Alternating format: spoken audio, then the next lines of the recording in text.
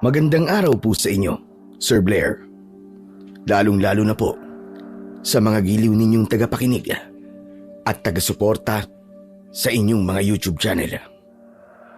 Ang kwentong ibabahagi ko ay naganap taong 1990. Isa po akong sundalo na palaging nasasabak sa mga kabundukan dahil sa mga rescue operation namin. Kilala po ang grupo namin na isa sa pinakamahusay na mandirigmang sumasabak sa pinakadelikadong operasyon upang iligtas ang mga sibilyang dinudukot ng mga rebelde.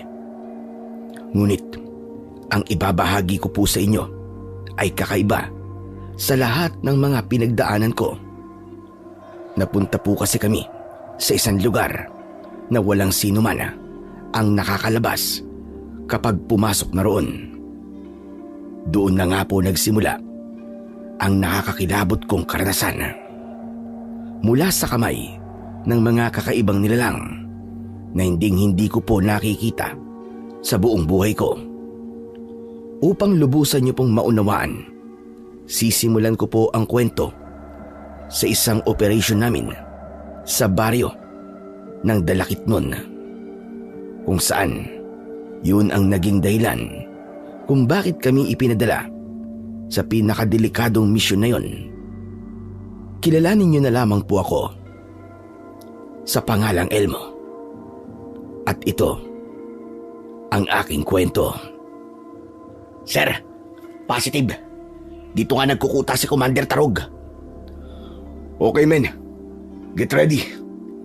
Sikapin yung di masaktan ng mga biyag. Sabay-sabay na sumagot sa akin ang mga tauhan ko. Itinaas ko ang kamay ko bilang hudyat ng paglusob. Hinati ko sa 2 pangkat ang mga tauhan ko at ang isa ay para kay First Lieutenant Max Aguilar. Sila ang in charge sa kaligtasan ng mga biyag at kami naman ang bantay sa mga rebeldeng gumagala sa paligid ng kuta. Dala ko nun ang aking M16 at maingat na binabaybay ang kabilang direksyon sa mismong target point namin upang masakote ang mga rebelde. Napapalibutan ito ng mga nagtataasang puno ng nyog, kaya mahirap para sa amin ang lumapit dahil madaling mapapansin ang presensya namin. Nang masigurado naming walang bantay sa itaas ng puno, nakabaluktot kaming naglakad papasok sa kuta. Naghiwa-hiwalay kami at 2 alagad ko lang ang natira sa tabi ko. Maya-maya pa ay nakita kong lumabas mula sa kubo ang pangkat ni Max at isinenyas nito sa akin na ayos na ang lahat. Kasabay ng pagkakaligtas ni Max sa mga biyag at nadala ang mga to sa ligtas na lugar, doon na kami nagsimulang umatake at nagpaputok ng baril. Agad na gumanti ang mga kalaban, kaya nakipagsabayan na rin kami. Tumagal halos ng 1 oras ang pakikipagpalitan namin ng putok ng baril. Marami ang nasugatan sa pangkat namin, ngunit naubos ko naman ang mga tauhan ni Commander Tarog. Hanggang sa siya na lamang ang natira. Hindi ko naman inaasahang nasa likod ko pala si Commander Tarog at balak niyang agawan ako ng armas. Tinamaan niya ako ng suntok sa muka, pero agad din akong nakabawi at malakas ko siyang sinipa sa dibdib. Bumagsak siya sa lupa at tinutukan ko kagad siya ng baril sa muka. Kaya natigilan ito at hindi na nakakilos. Taas ang kamay kung ayaw mong butasin ko ng bala ang mukha mo. Itinaas nito ang kanyang 2 kamay, ngunit may kasamang ngiti na tila ba ng aasar. Sinabi nitong ang mga scout ranger daw na kagaya ko ay walang panama sa kanilang commander na si Aguila. Kaya pakawalan ko na raw siya kung ayaw ko raw na maubos ang mga tauhan ko. Dahil doon, mas lalo kong idinikit ang dulo ng baril ko sa pisngi niya. Kaya napasigaw ito dahil sa init. Matagal ko nang naririnig ang pangalan ng commander ninyo. Pero nasan siya ngayon para iligtas ka? Sige, tumayo ka na dyan. Sir, secure na po ang area. Okay men, let's go! Kahit nahuli na namin si Commander Tarog, nagwawala pa rin ito at walang tigil sa pagbabanta sa buhay namin. Humanda raw kami sa commander niya. Dahil naiingayan ako sa kanya, itinutok ko ang baril sa ulo niya. Kapag hindi ka tumigil, makakarating ka sa kampo namin ng isang malamig ng bangkay. Naiintindihan mo ba yon? Sir, kalma lang po. Ibaba niyo na po ang baril niyo. Saka ko ibinaba ang baril ko. Kilala ako ni Max. Kapag umiinit ang ulo ko, talagang may kinakalagyan sa akin ang nahuhuli naming rebelde. Naalala ko kasi ang ginawa nila sa una kong mga tauhan, kung saan pinahirapan nila ang mga ito bago pinatay. Samantalang kami, kapag nakakahuli kami ng mga pinuno ng rebelde, maingat naming isinusurrender sa pamahalaan. Pagkatapos ng misyon naming yon, ay pinagbakasyon muna kami ni Major Lazaro. Ngunit pagkalipas ng 1 linggo, ipinatawag niya ulit kami sa opisina nito dahil may urgent mission daw ang grupo namin. Kasalukuyang kaming nakaupo sa harap ng mahabang lamesa habang nagsasalita si Major Lazaro. Bago yun, gusto ko munang batiin ka, Captain Elmo Garcia, sa pagtupad mo ng iyong tungkulin. 10 ng iyong mga kasamahan dahil sa matagumpay ninyong operasyon sa baryo ng Dalakitnon. Isang malaking karangalan ang ibinigay nyo sa hukbong sandatahan. Maraming salamat po, Major Lazaro. Siya nga po pala, ano po ba ang dahilan at pinatawag nyo kami? Dahil gusto kong ikaw ang humawak ng misyon na ito. Pag-aralan mo mabuti ang detalye sa papel na ito para sa iyong misyon sa 10 ng iyong mga kasama. Batay po sa pagkakabasa ko sa mga detalyeng narito, sir, talamak ang patayan sa lugar na to. Dahil sa mga kilusang nagsasamantala sa kahinaan ng mga mahihirap. Meron din mga residente na mas piniling lumikas dahil natatakot sila sa mga rebelde. Tsaka nakalagay din po rito ang kanilang masamang gawaing taliwas sa kanilang mga ipinaglalaban. Tama ka dyan, Kapitan. Malaki ang pressure sa taas at humihilig sila na imbestigahan natin ang bayan ng Aragon. Ayon sa ating informante, may gubat daw doon na kinatatakutang pasukin ng mga tao. Nakumpirma din namin na doon din nawala si Colonel Sandoval. This is a top priority mission. Get Colonel Sandoval at all cost. Naiintindihan mo ba? Yes, sir. Sir, sino raw po ang namumunong commander sa bayan ng Aragon? Isang ex-Captain Army na si Commander Aguila. Naging awol siya at pinamunuan ng mga rebeldeng kumukuha sa pagkabuhay ng mga sibilyan. Masyado siyang malupit at pinapatayan lahat ng mga taong humahadlang sa kanya. Kung hindi po ako nagkakamali, siya rin po ang commander na nagpabagsak sa mga kampo natin sa iba't ibang lugar dito po sa lungsod. Tama ka, Lieutenant. Ginamit niya ang mga nalalaman niya nung sundalo pa siya upang madali niyang mapabagsak ang mga detachment natin. At bilang tugod natin sa kahilingan ng mga nakatataas, ikaw, Captain Elmo Garcia, at ang tauhan mo ay inaatasan ko sirain ang puwersa ng mga private army ni Commander Aguila. Nagkakaintindihan ba tayo? Yes, sir. Sir, paano naman po yung coordination dito? Inaayos na ang lahat. Mag-iingat kayo sa bawat kilos nyo sa bayan ng Aragon dahil ang mismong mga residenteng nakatira doon ang siyang ginagamit ni Commander Aguila bilang espiya niya. Mahalaga rin pag-aralan ninyong mabuti ang mapa at detalye sa mga papel na hawak ninyo. Tinignan namin isa-isa ang mga papel na nasa kamay namin. pati na ang mga larawan ng mga rebelding tinutukoy ni Major Lazaro. Kaya lang, sa mga larawang nasa loob ng papel, si Commander Aguila lang ang walang muka. Kaya naman, napatingin ako sa gawi ni Major Lazaro. Maaaring nagtataka kayo dahil sa lahat ng mga tao nasa larawan, ang commander lang nila ang walang muka. Yun ay dahil wala pang nakakakita sa totoo niyang itsura. Hindi kagaya ng mga tauhan niya na pabalik-balik sa palengke para manguleksyon ng lagay para sa kilusan nila. Sir, baka naman po sinadyang hindi ilagay ang mukha ni Commander Aguila dito dahil natatakot ang mga residente na ituro ang pinunong yun. Maaaring tama ka, Lieutenant.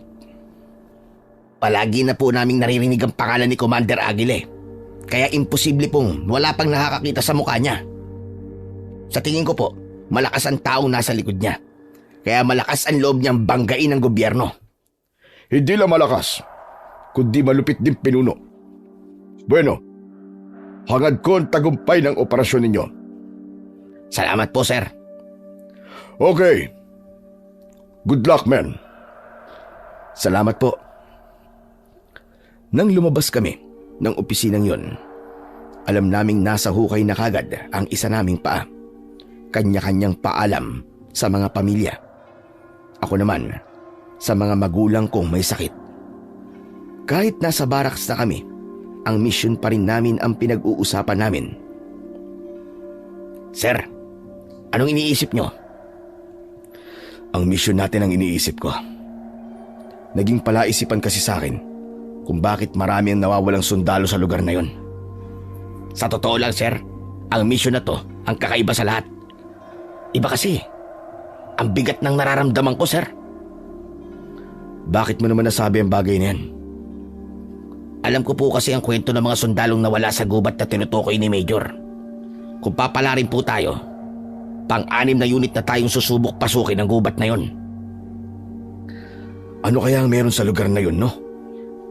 Wala pong makapagsabi, sir. Talagang walang bakas na naiwan sa mga sundalong pumasok doon. Ultimo signal ng radyo. Misteryosong nawala nung pumasok sila sa gubat na yon. Hindi lang natin top priority na mahanap ang pangkat ni Colonel Sandoval. Hindi ko tatanggapin ang misyong to eh. Palagi nila tayong pinapadala sa mga delikadong misyon kagaya nito. Di lang naman tayo ang sundalo, di ba? Malaki po kasi ang tiwala nila sa pangkat natin, sir. Kaya kung minsan tuloy, mahirap din po palang maging mahusay pagdating sa tungkulin. Tama ka dyan. Wala naman tayong magagawa dahil itong sinumpaan natin tungkulin. Kaya lang, mabigat ang nararamdaman ko dahil sa pamilyang may iwan ko eh. May sakit na naman kasi mag-asawa. At wala ako sa tabi nila para alagaan sila. Ganyan naman po talaga sa tungkulin natin, sir eh. Ang sinumpaan muna natin bago ang pamilya. Siya nga po pala, sir. Kailan ba natin sisimulan ang plano natin? Mamayang madaling araw, papasukin natin ang bundok ng Aragon. Ang iba may iiwan upang mag-imbestiga. Papakiramdaman natin ang kilos ng mga tao, pati na ang mga alagad ni Commander Aguila. Get all the necessary information about him. Iwasan nating masangkot sa anumang kaguluhan. Sige boys, ihanda na ang mga gamit. Agad kaming nagsipaghanda ng mga kagamitan sa pag-akyat namin sa bundok ng Aragon. Pero bago yun, kailangan naming magmatsyag sa bayan at magtanong-tanong ng tungkol sa patakaran ng target naming commander ng kilusan. Umalis kami sa kampo ng 4:00 ng madaling araw at binaybay namin ang daan papunta sa liblib na bahagi ng unang baryong papasukin namin. Napadpad kami sa palengke ng bayan at lahat ng mga taong naroroon masama ang tingin sa amin. Sir, bakit parang pansin ko pinagtatawa na nila tayo? Mukhang nangungutya rin ang titig nila. Natitiyak ko na hindi lang tayo ang dumaan dito. Pinagtatawa na nila tayo dahil iniisip nilang hindi na tayo makakabalik ng buhay sa pamilya natin sa oras na pumasok tayo sa lugar nila. Maaaring gano'n na nga. Sabihan mo mga kasama natin na maging alerto sa paligid. Iba ang kutob ko sa uri ng tingin ng mga tao sa atin. Sinabihan ko na po sa pamamagitan ng senya, sir. At maglakad lamang sila ng diretso para maiwasan ang pagpukaw sa atensyon ng mga tao. Okay, bilisan na natin maglakad. Ibinaling na lamang namin ang atensyon namin sa paglalakad. Pinasok namin ang makapal na bahagi ng kakahuyan papunta sa bundok ng Aragon. Ilang oras din kaming naglakad. Dala ang aming mga baril, lubid at malalaking bag na naglalaman ng mga bala. Si Max naman ang may dala ng radyo. Sir, sa bahagi yun, may mga taong nagkakagulo. Tumigil muna tayo rito. Alamin natin kung ano nangyayari sa kanila. Pinagmasdan namin ang mga taong nagkakagulo sa gitna ng bakuran ng mga bahay na nakatayo doon. Batay sa pagkakasuri ko, isang tribo yun ng mga taong nakatira sa paanan ng bundok ng Aragon. Sa tingin ko po, may pinagkakaguluhan sila ron at batay sa reaksyon ng mga tao, isang bangkay ang nakita nila. Sabihan mo mga kasama natin na lalapit tayo sa mga taong yon. Nang masigurado naming walang banta ng panganib sa paligid, lumapit kami sa mga tao. Nung una ay natakot sila at umiwas sa amin. Pero nang tignan namin ang isang bangkay ng lalaki na nakahandusay sa lupa, kinausap ko sila. Ano po nangyari dito? Ang sumagot sa tanong ko ay isang matandang lalaki na may hawak na tungkod na gawa sa kahoy. Maraming kwintas ang nakasuot sa kanyang leeg at may balahibo ng manok na nakatali sa kanyang ulo gamit ang kulay pulang panyo. Sa tingin ko ay siya ang pinuno sa tribong yon. Pagkaraniwan na yan dito. Kaya wala kayong dapat alalahanin sa amin. Makakaalis na kayo. Ayaw naming madamay sa gulong dala nyo. Hindi po kayong inaalala ko, Tatang, kundi ang bangkay ng taong to. Naka-uniforme po siya ng kagaya namin. Sino po may gawa nito sa kanya? Wala kaming alam sa nangyari sa kanya. Ginagawa lamang tapunan ng bangkay ang lugar namin. Alam ko po na natatakot lamang kayo sa taong nasa likod ng pagkamatay ng kasamaan namin. Kaya wala sa inyo ang nagsasalita ng tungkol sa nangyayari dito, tama ba? Sir, mukhang sinunog ang katawan ng biktima at sinadyang sirain ang muka para hindi makilala. Kung ako lang ang masusunod, ang gusto ko umalis na kayo at bumalik sa kampo ninyo dahil sigurado mapapahamak lamang kayo rito. Ano pong ibig niyo sabihin, Lolo? Hindi nyo alam ang pinapasok nyo, kaya huwag kayong magtanong. Sir, mukhang tinatakot lamang tayo na matandang to. Pansin ko nga eh. Tatang, pasensya na po. Pero hindi po ako natatakot sa sinasabi nyo. Wala akong magagawa. Ganyan din ang sagot sa akin ng pangkat na nauna sa inyo. Ngunit hanggang ngayon, wala nang nakabalik sa kanila. Alam ko kung saan kayo papunta. Pupunta kayo sa gubat ng Aragon, tama ba? Tama po kayo, pero walang mangyayaring masama sa amin doon. Sigurado kami. Kaya ang mabuti pa, sabihin nyo na ang mga nalalaman nyo sa mga nangyayari dito. Bago nyo isipin ang iba, unahin nyo munang alalahanin ang mga sarili nyo. Dahil kung hindi kayo maniniwala sa sinasabi ko, huwag nyo na akong kakausapin. Nagkatinginan kami ni Max. Kinabahan ako, ngunit hindi ako nagpahalata. Dahil sa sinabi nyo, Tatang, lalo pa naming aalamin kung ano ang meron sa bundok na yun. Max, ano po yun, sir? Itawag mo sa headquarters natin ang tungkol sa nangyari dito. Yes, sir. Hindi na ako kinausap ng matanda at hinayaan niya kaming manatili roon kahit ilang minuto lang. Nakakailang tanong ako sa matanda, ngunit wala akong marinig na tugon mula sa kanya. Kaya naman, ipinagpatuloy na namin ang paglalakad. Pumasok pa rin kami sa mas makapal na bahagi ng kakahuyan. Ilang beses kaming nakakita ng mga patay na baboy ramo at iisa lang ang napansin ko. Halos lahat ay wakwak ang tiyan na para bang nilapayon ng kapwa niya hayop. Sir, hindi po kaya mababangis na hayop ang nakasagupa ni na Kernel dito? Kung kaya't hindi na sila nakabalik? Yan nga din ang iniisip ko eh.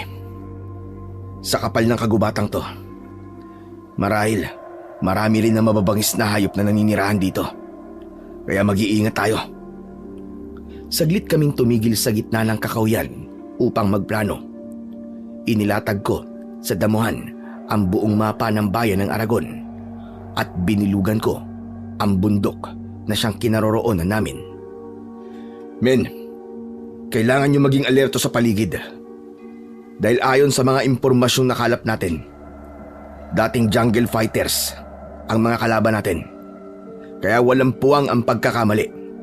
Dahil kapag nakahanap sila ng pagkakataon para umatake sa atin, tayo ang mapapatay nila. Naiintindihan nyo? Yes, sir. Okay. This is a high-risk mission. Kaya ang kailangan nyo, focus sa galaw ng paligid. 20 lang tayo. Dahil ang iba ay nasa kabilang target area. Kaya inaasahan ko ang inyong kooperasyon. Nagkakaintindihan ba tayo? Opo, sir. Tandaan nyo, masyado nang maingay ang pangalan ng pangkat ni Commander Aguila. Alam nyo rin na hindi magiging madali ang paghuli sa kanila. Kapag pumalya tayo rito, hindi natin alam kung makakauwi pa ba tayo ng buhay sa mga pamilya natin. Kaya dapat, handa na rin kayo na ibuwis ang buhay ninyo para sa misyon natin. Handa na rin po kaming lumaban para sa misyon, sir. Mabuti naman kung ganun. Wala tayong ibang aasahan kundi ang sarili nating kakayahan. Isa pa, napansin kong ang mga residente sa paligid nito ay nakakagulat na hindi nagsasalita tungkol sa kanila. Pero sisikapin nating magtagumpay sa misyong to. Kukunin natin ang leader nila, pati na mga kasama nating binihag nila, para matigil na ang kasamaan ni Commander Aguila. Sabay-sabay na sumang-ayon sa akin ang mga tauhan ko at muli kong tiniklop ang mapa. Inilagay ko yon sa bulsa ko. Pagkatapos, nakabaluktot kaming naglakad at nakatutok ang bawat baril sa unahan ng aming daan. Masyadong masukal ang gubat at makapal ang mga halaman, kaya anumang oras ay baka merong umatake sa amin na kalaban. Lieutenant, anong nangyayari sa'yo? Bakit ka natitigilan? Ewan ko ba, sir? Hindi ko mahawakan ng maigpit ang baril ko. Hindi ako mapakali. Parang kinakabahan ako. Ngayon lang nangyari sa akin to. Focus ka lang sa misyon. Itabi mo muna ang lahat ng alalahanin mo. Pasensya na po, sir. Bahala na. Tatapusin ko ang misyon na to. Men! Follow me! Konti lang kami, ngunit masasabi kong katumbas namin ang isang batalyon kung kakayahan lang din naman ang pag-uusapan. Meron akong 2 tao na mahusay umakyat sa mga puno upang magsilbing lookout namin sa unahan ng aming daan. Tama si Max. Sa lahat ng naging mission namin, ito ang pinakakakaiba. Pagkalipas ng ilang oras na paglalakad, inabutan na kami ng dilim sa kakahuyan. Sa taas ng mga punong naroroon, natitiyak kong nasa pusod na kami ng kagubatan. Kaya ginamit na namin ang aming flashlight upang makita ang daan. Saglit kaming tumigil sa paglalakad nang may napansin kaming kakaiba sa lugar. Sir, mga kalansay! Nagkalat ang mga kalansay sa lupa! Men, maging alisto kayo sa paligid. Kunin ang mga baril na pwede nating mapakinabangan. Sir, positive po. Sila nga ang mga sundalong naiulat na unang nawawala sa lugar na ito. May 2 taon na po nakakalipas. Kung ganun, nahanap na natin sila, Max. Itawag mo sa kampo na tuklasan natin dito. Kinuha ko ang mga dog tag ng 3 kalansay na nakita namin sa lugar na yon. Nagtataka kami dahil doon lamang itinapon ang kanilang bangkay. Maya-maya pa ay nag-aalalang nagsalita si Max. Sir, Wala pong signal sa bahaging ito ng gubat Ano? Paano nangyari yon? Di ko alam sir Nakailang subok na po ako sa pagtawag pero wala talaga. Kung ganun, ito ang dahilan kung bakit wala tayong natatanggap na tawag mula sa mga tropa na pumasok dito. Ganun na nga po sir. Tsaka, tignan niyo po ang katawan ng mga kalansay Walang bakas ng tama ng bala sa katawan nila. Ibig sabihin nun, ibang dahilan ang kinamatay nila. Kahit isa man lang sana na palatandaan binaril sila. Pero wala talaga Hindi maaari. Iba ang kutob ko sa lugar na to. Dahil sa napansin namin, nagdulot yun ng takot sa mga kasama ko. Sir, tignan niyo rin po tong isa pang kalansay dito. Pagmasdan niyo po ang pagkakahawak niya sa kanyang M14. Ni walang bawas ng bala sa loob ng magasin nito. Malinaw na inatake po sila ng mabilis at hindi man lang sila nakapagpaputok ng baril. Dahil sa pagkakasuri namin ni Max sa katawan ng mga kalansay, mas naging alerto kami sa paligid. Si Max naman habang naglalakad kami, panay ang subok niya sa radyo, ngunit wala talagang signal. Ganun pa man, ipinagpatuloy namin ang paglalakad papasok sa mas masukal na bahagi ng kagubatan. Pero ang hindi namin alam, may mga matang nagmamasid pala sa amin. Mas matatalas ang paningin at mauhusay na kalaban ang naghihintay sa aming pangkat. Kung kami ay nangangapa sa dilim, ang mga nilalang sa paligid namin ay hindi. Lahat sila nakangisi habang mahinang umaangil. Dahil abala kami sa paglinga sa paligid, ay hindi namin napapansin ang mga nilalang na nakasabay sa aming paglalakad. Naghihintay lang ng tamang pagkakataon para umatake. Hanggang sa naramdaman ko ang kanilang presensya, kaya saglit akong tumigil sa paglalakad. Grabe! Gubat pa ba to? Kahit hayop matatakot na sumuot dito Huwag ka maingay, Max.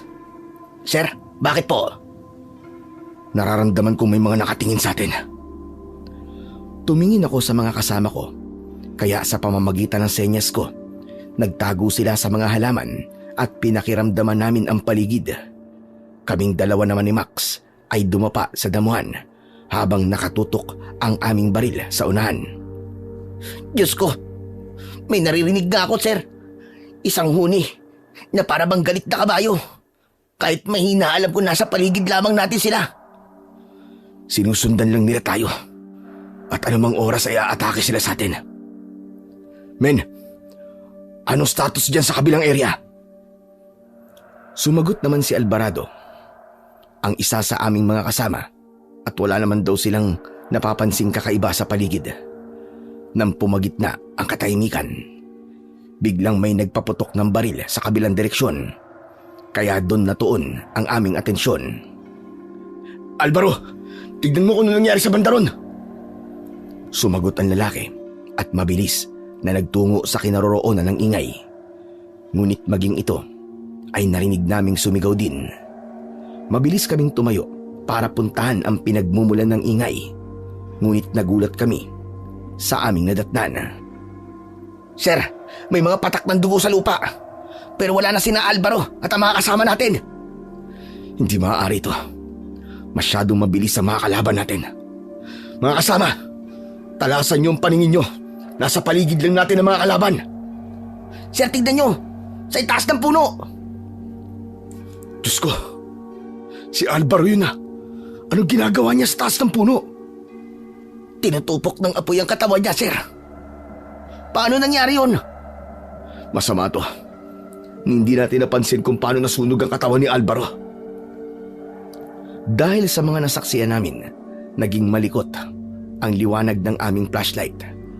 Halos dumapa na rin kami sa damuhan para lamang makapagtago.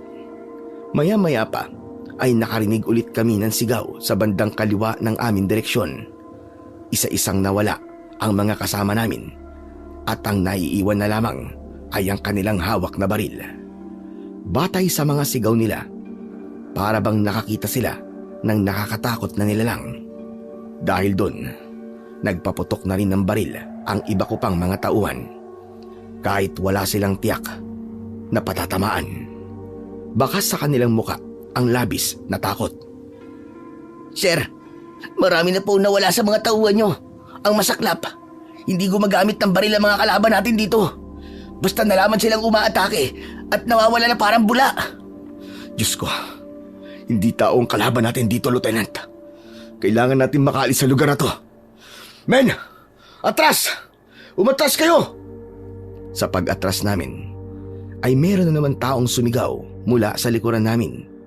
Sigaw na parabang nakakaranas ito ng kakaibang sakit. Dahil doon, kahit wala kaming nakikitang kalaban sa paligid, nagpaulan ulit kami ng bala. Takot na ang umiral sa amin dahil sa kakaibang presensya ng mga nilalang na umaatake sa amin. Maya-maya pa ay bigla kaming natigilan nang tumambad sa paningin namin ang kakaibang mga nilalang na ngayon lang namin nakita sa buong buhay namin. Nakangisi ang mga ito na umaangil na parabang galit na kabayo. Sir, anong klaseng nilalang ang mga yan? Nagliliyabang kanilang mga katawan. Kalahating tao at kalahating kabayo. Diyos ko, isa silang halimaw, sir. Tikbalang sila. Ngunit balot ng apoy ang buo nilang katawan. Anong gagawin natin dito, sir? Tama nga ako. Hindi tao mga kalaban natin dito. Paputukan niyo sila!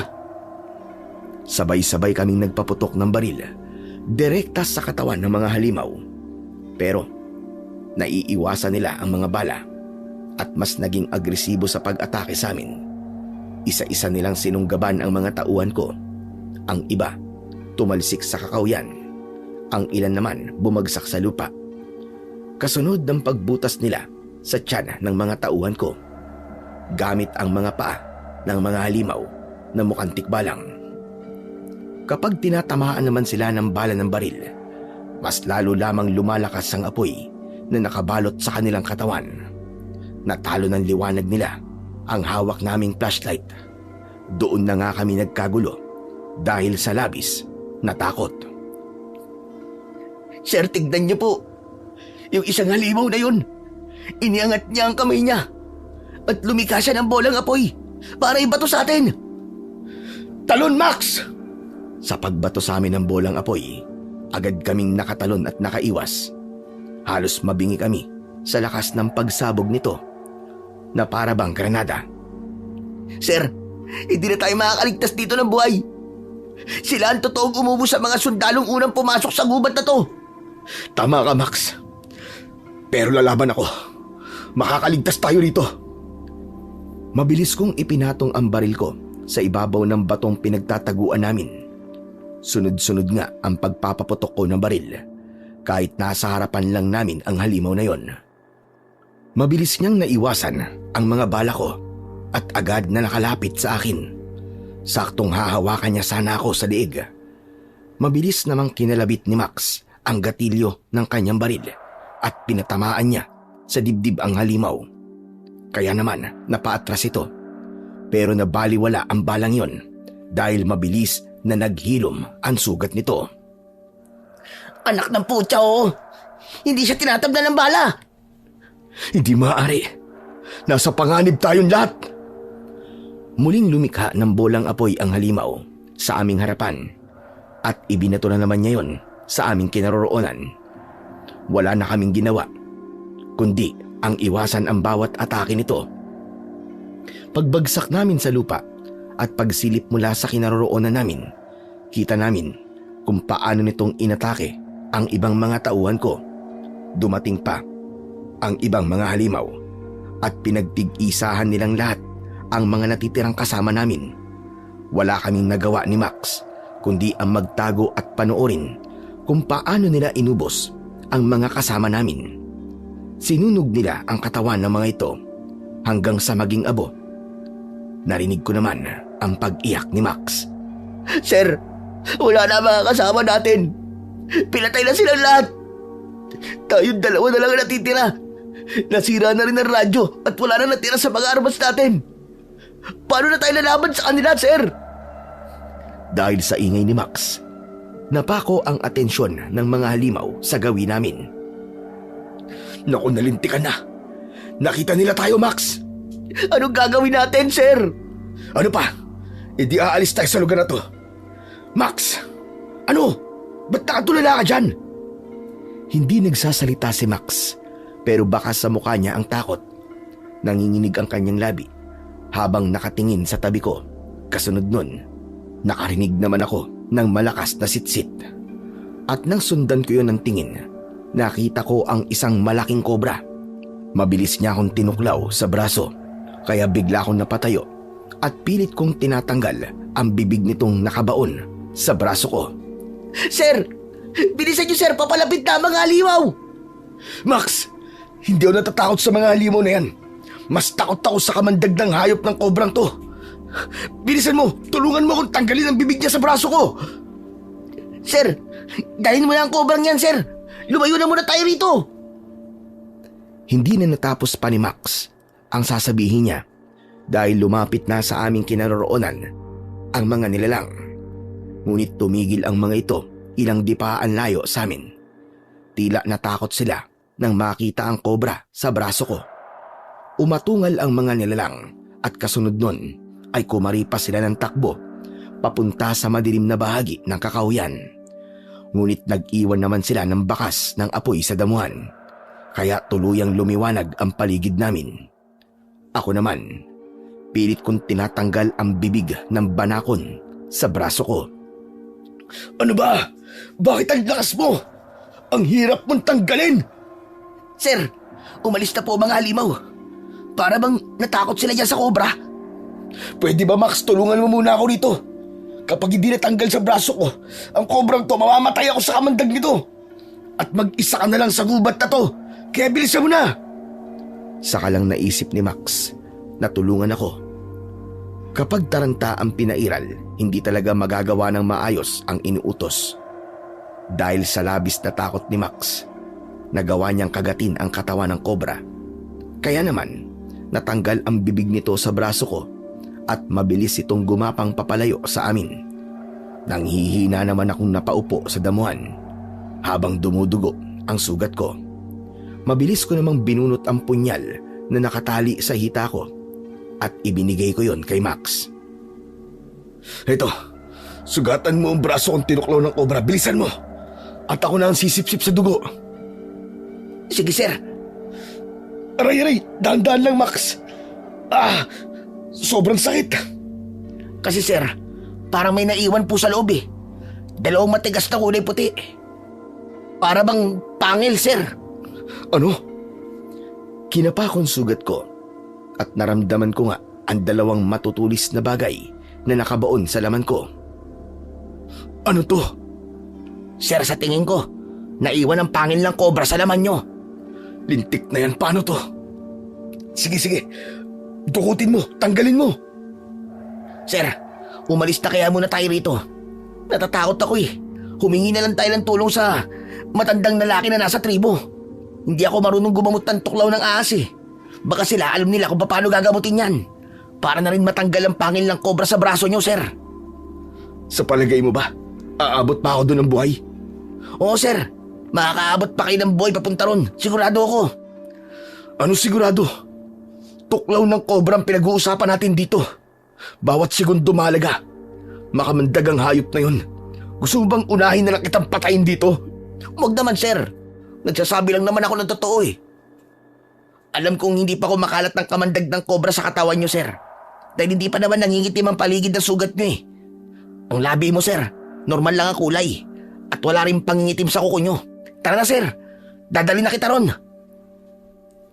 Wala na nga akong nagawa nang biglang kunin ni Max ang kamay ko at ipinatong niya yon sa kanyang balikat. Huwag mo na akong alalayan. Sa braso lang ang tama ko, wala sa pa. Tsaka sigurado ka ba talaga na hindi pa ako makalat ng kamandag ng kobra sa katawan ko? Oo, sir. Magtiwala kayo sa akin. Kaya tara na. Habang wala pa ang mga halimaw. Ay, siya nga po pala. Ito ang punyal nyo. Doon na lamang natin tatanggalin ang pangil na nakabaon sa braso nyo. Tinanggap ko ang punyal at ibinalik ko yon sa hita ko. Nadaanan naman namin ang mga kasama naming namatay sa lugar na yon. Dahil naman sa tuklaw ng kobra sa braso ko, Kinailangan naming umalis at iwan muna sila sa lugar na yon. Ang tanging nadala lamang namin ay ang baril na nakasukbit sa aming balikat. Habang hawak ang nag-iisa naming flashlight na siyang tanglaw namin sa daan. Pero habang naglalakad kami, nakakaramdam na ako ng panlalabo ng aking paningin. Ngunit pinilit kong magpakatatag. Kaya lang, nasusuka at naglalaway na ako ng mga oras na yon.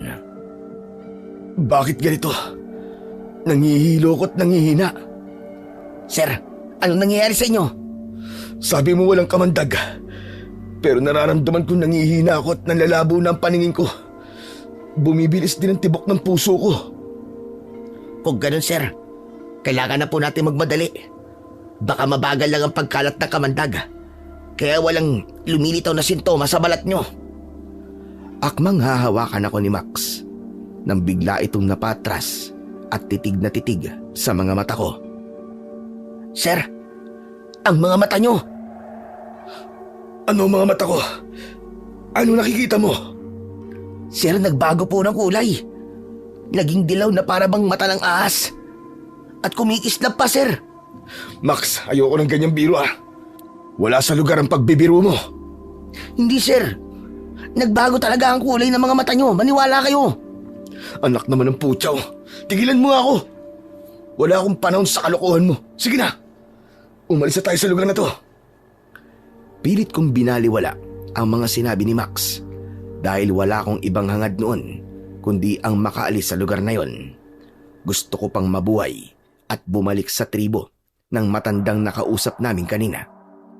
Malakas ang kutob ko na may alam siya tungkol sa mga nilalang na umatake sa amin at kung bakit may mga ganong uri ng halimaw na nagliliyab ang katawan. Max, hindi ko na talaga kaya, Max. Sir, tiisin nyo. Malapit na tayo. Sobrang hapdi ng sugat ko. Tapos ang init ng pakiramdam ko. Tumigil na muna tayo rito. Pagod na ako. Hindi pa tayo maaaring tumigil dito, sir. Malakas ang kutob kung nasa paligid pa rin natin ang mga umatake sa atin kanina. Teka, sir, bumalik na sa dating itsura ng mga mata nyo. Dahil namamalik mata ka lang kanina, Max. Hindi totoong nagbago ang kulay ng mga mata ko. Sige na. Kakayanin ko pang maglakad. Pagkalipas ng ilang oras na paglalakad, narating namin ang tribo. Napansin naming tahimik ang paligid na para bang walang tao sa lugar na yon. Sarado ang lahat ng mga pinto at bintana ng mga bahay. Wala ring nakabukas na ilaw sa loob ng mga kubo. Nagmistulang malawak na kadiliman ang tribong yun. Anging ang malamlam na liwanag lang ng aming flashlight ang nagsisilbi naming tanglaw sa kinaroroonan namin. Anong nangyari dito, sir? Saan tayo hihingi ng tulong? Sa mga taga rito, alam ko nasa loob lamang sila ng bahay nila. Sige na, tawagin mo sila. Tao po! Sino pa ang gising sa inyo? Tulungan nyo kami! May tama ang kasama ko! Tulungan nyo kami! Kahit isang bahay ay walang nagbukas ng pintuan at kapansin-pansin ang labas ng kanilang mga pintuan. May mga tanda na may lingwaheng nakasulat na hindi ko naman maintindihan. Ang nakapagtataka, kagaya ito ng marka sa dibdib ko. Pero kulay pula ang tintang gamit nila kumpara sa marka ko na kulay itim. Hala, totoo nga. Ganyan na ganyan ang itsura ng markang nasa dibdib nyo, sir. Ano kaya ang ibig sabihin nito? Ewan ko, sir. Pero sa tingin ko, may nangyayaring kakaiba sa lugar na to na hindi alam ng gobyerno. Ngunit hindi yun ang mahalaga. Kailangan po natin makahingi ng tulong sa kanila. Max, wala talagang magbukas ng pinto para sa atin Sir, isa na lang po ang naiisip kong paraan. Dahil determinado na kaming makahingi ng tulong sa mga tao. Wala nang ibang naisip na paraan si Max, kundi ang magpaputok ng baril. Umalingaw-ngaw ang ingay nito sa katahimikan ng gabi. Dahil doon, nagising ang mga tao. Nagkagulo sila at may isang bahay ang nagbukas ng ilaw. Sir, nagising natin silang lahat. Si Raulo ka talaga, Max. Natural na magigising sila. Magpaputok ka ba naman ng baril eh? Aray, talagang napakasakit na ng sugat ko sa braso. Aalalayan na kitang maglakad, sir. Anong ginagawa niyo rito? Sabay kaming napalingon ni Max. Sa pinagmulan ng boses, nakita namin ang matandang lalaki na nakatayo sa unahan ng mga katribo nito. Tulungan niyo kami. Tinuklaw ng kobra kasama ko. Cobra ba ka mo? Aba, napaka-imposible naman yatang buhay pa siya hanggang ngayon. Kaya nga po kailangan namin ng tulong niyo. May oras pa para magamot siya. Tulungan niyo po kami, nakikiusap po ako. Hala, sige. Sumunod kayo sa akin. Nagsitabihan ang mga tao nang dumaan kami. Sumunod kami sa matanda at pumasok kami sa bahay nito. Yun lang ang nag-iisang bahay na may nakabukas na gasera. Madalas kaming binubulabog rito ng mga nilalang na naglalaro ng apoy. Kaya walang ni isang bahay rito nagsisindi ng ilaw kapag ganitong oras ng gabi. Ngunit dahil kailangan yung tulong ko, tatalasan ko na lang ang aking pakiramdam sa paligid. Sige na, iupo mo ang kasama mo sa bangko at titignan ko ang sugat niya. Salamat po. Pilo ang pangalan ko. Ang tawag nila sa akin dito ay Lolo Pilo. Ako naman si Captain Elmo Garcia. At siya naman, si First Lieutenant Max Aguilar. Mga Scout Ranger kami. Pasensya na po kayo dahil kinailangan namin ng tulong nyo at binulabog namin ang pananahimik nyo. Ayos lang yon. Tsaka huwag kayo mag-alala. Ligtas kayo rito. Hindi rin kayo nagkamali ng taong nilapitan. Dahil isa kong albularyong mananambal. Ang albularyong mananambal ay gumagamot ng taong natutuklaw ng ahas o nakakagat ng makamandag na hayop. Gamit ang mutya nila at mga halamang gamot ay kaya nilang lunasan ang mga sakit na dulot ng hayop. Matatanggal niyo pa po ba ang kamandag ng kobra sa sugat ni sir? Oo naman. Sandali lang. At ididikit ko sa balat niya ang batong tambal na ito upang malaman kung may kamandag ang sugat niya o wala. Tambal po palang tawag sa batong yan. Teka, nauhulog po ang bato at hindi dumidikit sa balat ko. Ibig sabihin nun walang kamandag. Paanong nangyari yun? Sigurado ka bang kobra talagang nakatuklaw sa'yo? Opo, nakita namin dalawa ni Max eh. Lolo, ang totoo nga niyan. Naiwan ang pangil ng kobra sa loob ng sugat niya. Totoo po ang sinabi ni Max. Sobrang sakit nga po ng sugat ko dahil sa naiwang pangil ng kobra sa laman ko. Teka, nakakapako nga ang sugat mo. Ang dalawang matutulis na bagay sa loob ng laman mo. Yan nga po ang tinutukoy namin, Lolo Pilo. Diyos ko! Tinaniman ka! Ano po? Anong ibig niyo sabihin? Tinaniman ka ng mutya ng makamandag na pangil ng kobra. Isa itong pambihirang kapangyarihan na ngayon ko lang nasaksihan. Teka, hindi ko po kayo maintindihan eh. May dahilan kung bakit hindi ka namatay sa kamandag ng kobra. Dahil ikaw ang pinili ng ahas bilang bagong tagapangalaga sa mutya niya. Teka, kung totoo po may mutya ng kobra si Kapitan, nangangahulugan pong siya rin ang tatapat sa mga nilalang na umatake sa amin kanina? Umatake? Anong ibig mo sabihin? Ang totoo po, kaming dalawa lang ni Max ang nakaligtas mula sa mga nilalang na umatake sa amin. Mabuti na lang at natakot sila sa kobrang tumuklaw sa akin. Mabuti nga at nakaligtas pa kayo. Alam ko na mangyayari to. Binalaan ko na kayo pero di kayo nakinig. Ano klase pong nilalang ang mga yon, Lolo Pilo? Ang tawag namin sa kanila ay mga binanginan. Binanginan? Ano pong uri sila ng nilalang? Sila ang mga uri ng tikbalang na may dugong engkanto. Takot ang mga tao sa kanila, kaya mas pinipili naming manirahan dito sa kapatagan kesa mamundok. Nakita po namin ang itsura nila. Nababalutan po ng apoy ang buo nilang katawan. Kakaiba talaga at nakakakilabot ang anyo nila.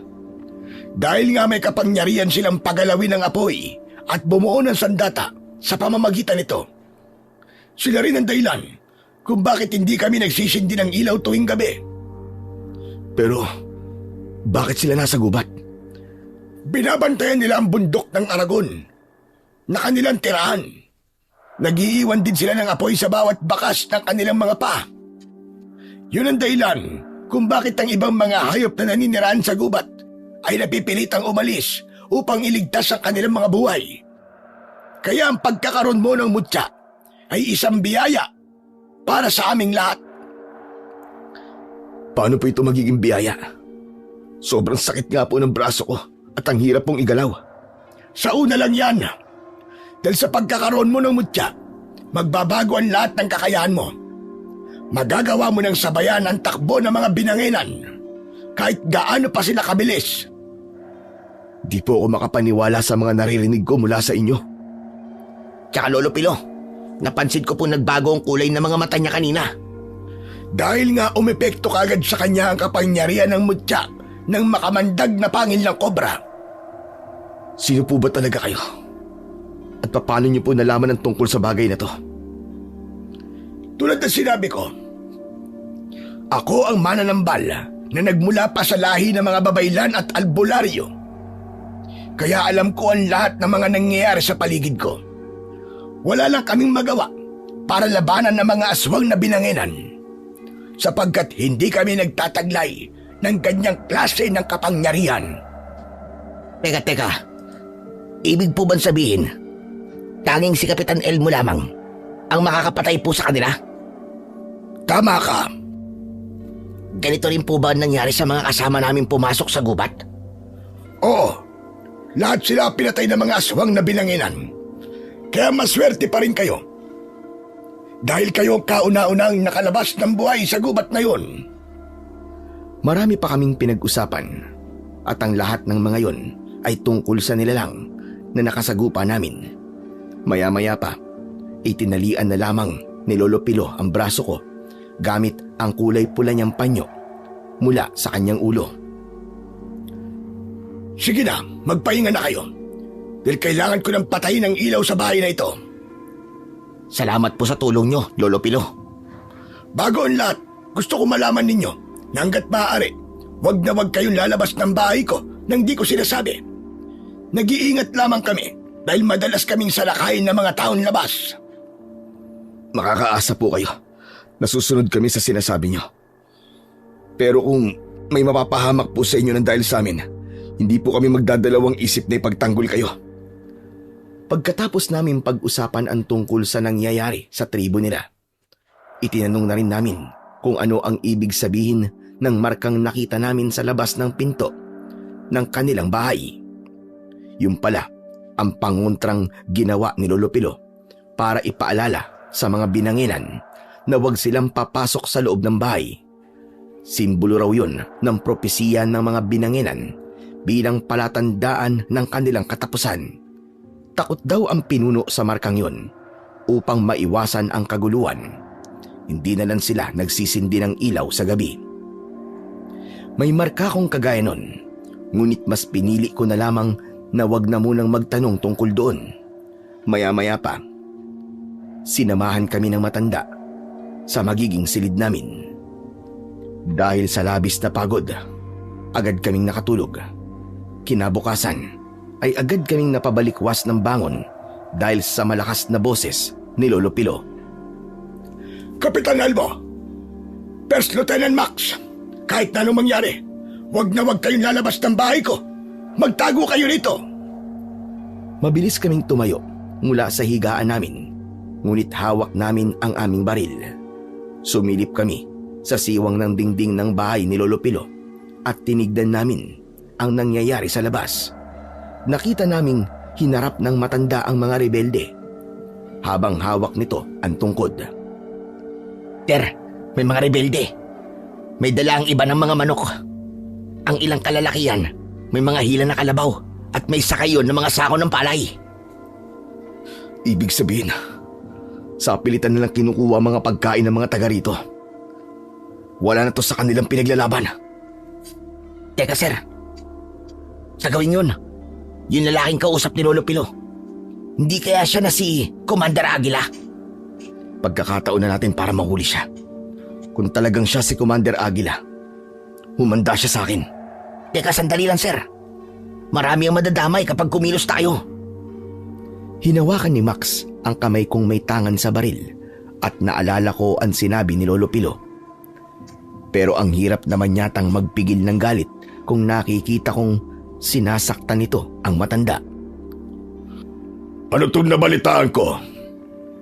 Na may pangkat daw ng mga sundalo ang kinausap mo, ha, tanda? Tama ka sa nabalitaan mo at pumasok sila sa gubat. Hanggang ngayon, walang nakabalik sa kanila. Hindi talaga ako pinababayaan ng Panginoon kong si Binanginan. Ngunit ang tigas pa rin ng ulo ng mga sundalong yon. Hindi nila ako kayang buwagin. Ngunit nagmamatapang pa rin sila. Kaya wala kang dapat na alalahanin, Commander. Anong wala? Ang ikinakagalit ko ay yung wala kang sinabi sa akin tungkol sa kanila. Aray ko, Commander! Pitiwan mo ang damit ko, nasasaktan ako!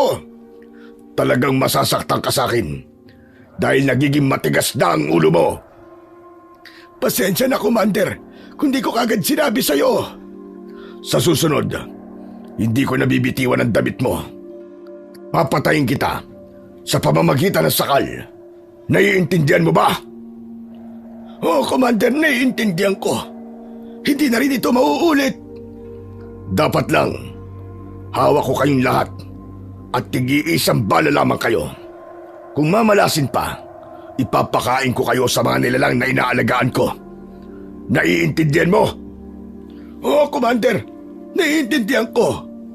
Sa susunod, kapag may nakita kang dumaan ng mga sundalo sa tribo ninyo, ipagbigay alam mo agad sa akin. Ginagambala nila ang pananahimik ng gubat. Sa oras na maulit na ito, kayong lahat ang ipapakain ko sa mga Binanginan. Maawa ka naman, Commander Aguila. Magbibigay na lamang kami ng kahit na anong gusto nyo. Huwag nyo lang kaming ipakain sa mga Binanginan. Mula sa pinagtataguan namin, ay narinig namin na tinawag ni Lolo Pilo na Commander Aguila ang lalaking may dakot sa damit niya. Sabay bitaw nito sa damit ng matanda, dahilan upang muntik itong mawalan ng balanse. Mabuti na lang at naitukod nito sa lupa ang hawak nitong tungkod. Positive nga, sir. Sila na nga ang target natin. Pagkakataon na sana nating mahuli si Commander Aguila kung wala lang sibilyang madadamay. Napansin namin na takot ang mga tao sa mga rebelde at kahit ang mga alaga nilang baboy ay dinala rin ng mga ito. Nang umalis ang grupo ni Commander Aguila, walang nagawa ang mga tao kundi ang malungkot at manghina. Mga kasama, patawarin niyo ako kung wala akong nagawa para ipagtanggol kayo. Wala tayong ibang pagpipilian kundi ang sumunod sa kanilang kagustuhan kaysa ang mamatay sa kamay ng mga Binanginan. May isang lalaki na nagsalita na hanggang kailan daw sila magtitiis. Kailan pa raw sila matututong lumaban kapag ba raw namatay na sila sa gutom. Sa bagay na yan, ay alam mo na ako anong sagot ko. Ngunit umaasa ako na merong isang tao na tatayo para sa atin para ipagtanggol tayo laban sa kasamaan ni Commander Aguila. Isang mandirigmang magpapalaya sa atin sa kalupitan ng mga taong labas. Nagkatinginan kami ni Max nang lumingon sa gawi namin si Lolo Pilo. Alam nitong narinig at nakita namin ang ginawa ni Commander Aguila sa kanila.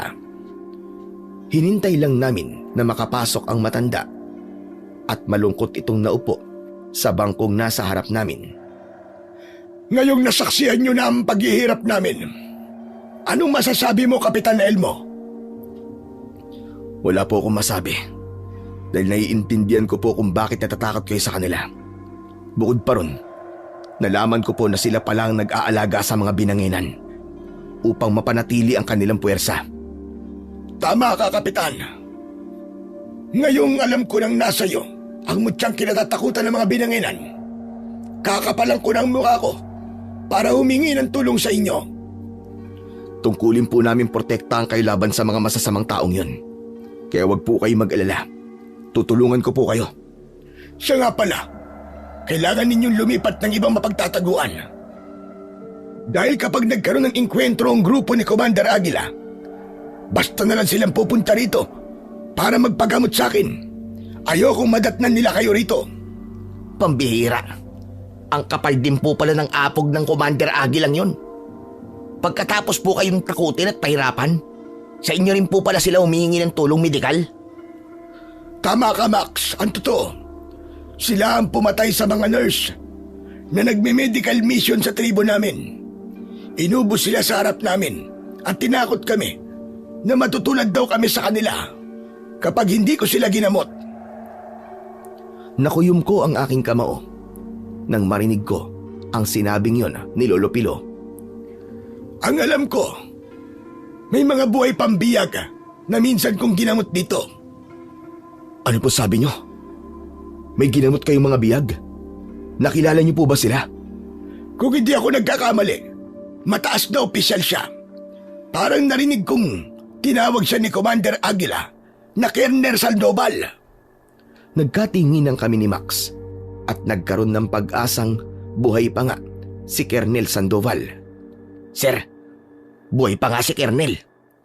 Diyos ko, salamat naman kung ganun. Ibig sabihin, kilala niyo siya. Opo. Anong binabalak niyo ngayon? Ililigtas po namin si Colonel. Salamat po sa impormasyon niyo, Lolo Pilo. Walang anuman. Siya nga pala, habang nagpaplano kayo, sasamahan ko kayo sa kubo ko na matatagpuan malapit sa ilog. May mga sandata ako ron na makakatulong sa inyo sa paglusob.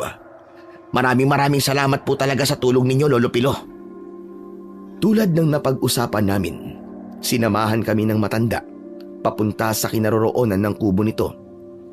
Ilang oras lang ang nilakad namin bago kami nakarating doon at tumambad sa paningin namin ang maliit na kubong gawa sa kawayan at kugon.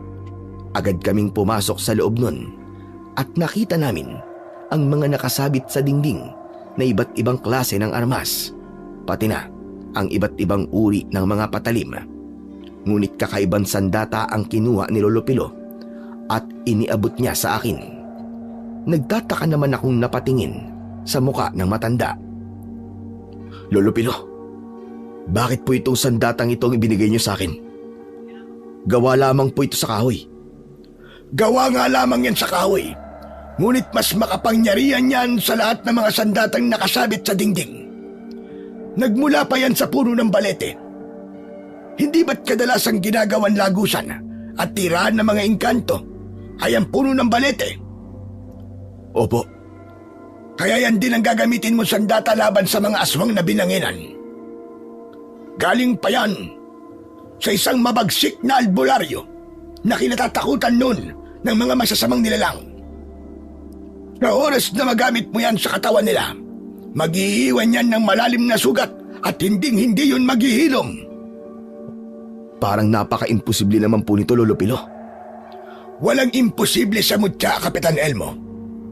Sa pamamagitan ng punyal na kahoy, malulusaw ang katawan ng mga binanginan at maglalaho ang kanilang kapangyarihan, pati na ang kanilang kakayahang bumuo ng bolang apoy. Makakaramdam din sila ng panghihina at sa ganyang paraan, madali mo na silang mapapatay. Kahit saan mo sila patamaan, may bisa ang punyal para patayin sila. Hindi ko po akalain na may silbi pala ang punyal na gawa sa kahoy ng balete. Bakit po ganito to kalakas? Dahil sagana yan sa orasyon na nagmula pa sa mga ninuno ko na mga pinakabahuhusay na albularyo at manunugis nung panahong yon. Ang astig naman po pala na sandata nyo. Pero, bakit po kayo? Bakit di nyo ginamit ang sandatang yan? Hindi ko talaga magagamit yan. Dahil tignan nyo naman, matanda na ako. At mahina na ang katawan ko. Kung gagamitin ko naman yan, wala rin silbi. Dahil wala akong mutya ng makamandag na pangil ng kobra. Tanging ang makakagamit lang sa punyal ay ang may nakatanim na mutya sa katawan. Kung ganun po, iingatan ko po ang sandatang ito.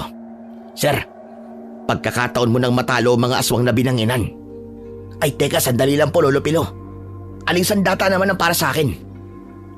Nakikita mo ba ang panang yon? Opo, yung katabi ng shotgun. Kunin mo. Bagay yan sa'yo. Para sa malayo ang pag-atake. Hindi ka makakahabol sa bilis ng mga binanginan. Kaya yan ang gagamitin mo para habulin ang kalaban. Ano naman po ang kakayahan ng pana ko, Lolo Pilo? Mababawasan ang lakas at bilis ng mga binanginan. Yun lang ang kakayahan ng pana. Ngunit malaking tulong yon upang hindi ka kagad masaktan. Paano naman po ang baril namin? Ang baril ninyo, walang silbi ang mga yan sa katawan ng mga binanginan. Yan ang dahilan kung bakit namatayan lahat ng mga sundalong pumasok sa gubat. Nakapagtataka naman po yun. Ang bala ng baril walang epekto sa kanila. Tama ka. Dahil may dugong engkanto mga aswang na binanginan, magiging dahilan pa ang mga baril upang pagkunan nila ng sandatang papatay sa inyo. Kaya nilang kontrolin ang apoy. Naiintindihan niyo ba ang ibig ko sabihin? Opo, malinaw na po sa amin ang lahat. Malinaw na kakaibang nilalang ang kalaban namin dito. Maraming salamat po sa inyo, Lolo Pilo.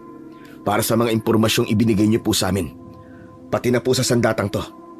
Kung wala po kayo, baka hindi na rin namin alam kung ano ang gagawin namin. Pero kailangan niyo pa rin mag-ingat at magsanay para sa mga sandata ninyo. Tama po kayo. Kailangan namin ng pag-iensayo. Lalo na at nakita namin kung paano gumalaw ang mga binanginan.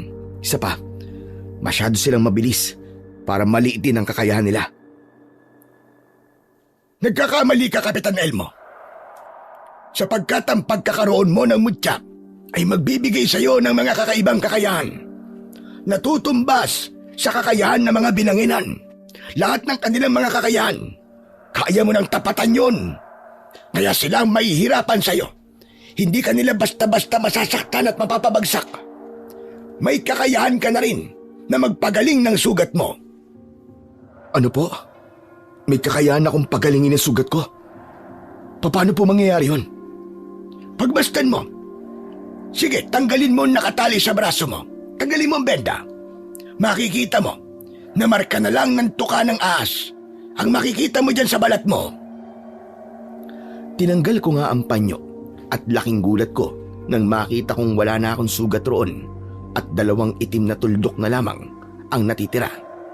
Hinaplos ko yun at wala na rin akong nararamdamang sakit. Dahil doon, nabigla rin si Max. Hala, paano po nangyari yan? Talaga palang makapangyarihan ng mutya sa braso ni Sir. Oo, Max. Matatanggal lamang ang mutya sa braso ni Kapitan Elmo kapag ang punyal na mismo ang gagamitin niyang pangtanggal sa nakabaon na pangil ng kobra. Bakit patatanggalin ang mutya kung may taglay naman po itong kapangyarihan? Kung ako yan, hahayaan ko na po ang mutya sa braso ko. Hindi rin maaari, Max, sapagkat ang katawan mismo ang kusang tatanggi sa kapangyarihang taglay ng mutya. Kapag sumapit ang edad niya sa 60, kailangan talaga niyang tanggalin yan gamit ang punyal. Para po palang bakuna. May expiration date din. Bakit kaya ako ang pinili ng kobrang yun? Sapagkat nakita niya ang dedikasyon mong lumaban sa mga aswang na binanginan. Kahit wala kang sapat na kakayahan at sandata para labanan sila, ipinakita mong karapat dapat ka para sa mutya. Kahit hindi sa akin nangyari ang bagay na yan, nagpapasalamat pa rin ako sa kobrang tumuklaw sa'yo. Bakit naman po? Dahil sa'yo ibinigay ang kanyang mutya. Maaaring sa mga oras na ito, patay na rin ang kobra na yon. Ho? Bakit naman po mamamatay yung kobra? Hindi naman po siya sinaktan ni Kapitan eh. Namamatay kasi ang nangangalaga sa mutya kapag naipasa na nila ito sa bagong tagapangalaga. Kaya naman, Kapitan Elmo, huwag mong sayangin ang buhay ng kobrang yon. Dahil gusto niya na magkaroon ng katahimikan ng gubat na yon. Ang gubat na tirahan ng mga kauri niyang hayop. Huwag po kayo mag-alala. Hindi masasayang ang buhay ng kobra sa pagkakataong binigay niya sa akin. Salamat sa Diyos Dininig niya ang kahilingan namin na magkaroon ng isang taong tatayo para palayain kami mula sa kamay ng mga masasamang nilalang na yon. Pati na rin sa malupit na commander ng lugar na ito. Gagawin po namin ang lahat para matupad ang kahilingan ninyo. Makakaasa po kayo, Lolo Pilo. Nagagawin namin ang lahat para matapos na ang paghihirap nyo. Aasahan ko yan, Lieutenant Max at Kapitan Elmo. Mag-iingat kayo. O sige, kailangan ko nang umalis. Hindi maaaring malaman ni Commander Aguila na tinutulungan ko kayo. Marami siyang mata sa paligid at anumang oras. Baka makarating sa kanya ang tungkol sa inyo. Mag-iingat po kayo, Lolo Pilo. Nang iwan kami ni Lolo Pilo, ay nagkatingi ng kami ni Max. Pinagmasdan naming mabuti ang mga sandatang nasa kamay namin. Nang hawakan ko yon ng maigpit, lumitaw ang isang kakaibang liwanag na para bang ilaw ng gasera. Ako lang ang nakakakita sa liwanag nito. Max, ito na ang pagkakataon natin para ipagpatuloy ang misyon. Kasama mo ko sa labang ito, sir. Makakaasa ka. Habang naghihintay kami sa pagsapit ng gabi, sinimulan namin ang pagsasanay sa paggamit ng aming mga sandata. Nagtunggali rin kami upang sukatin ang aming lakas gamit ang mga sandatang nasa kamay namin. Mabilis naming natutunan ang iba't ibang taktika sa pakikipaglaban ayon sa kakayahan ng aming armas. Nagulat naman si Max dahil napansin niya ang pagbabago sa kilos ko.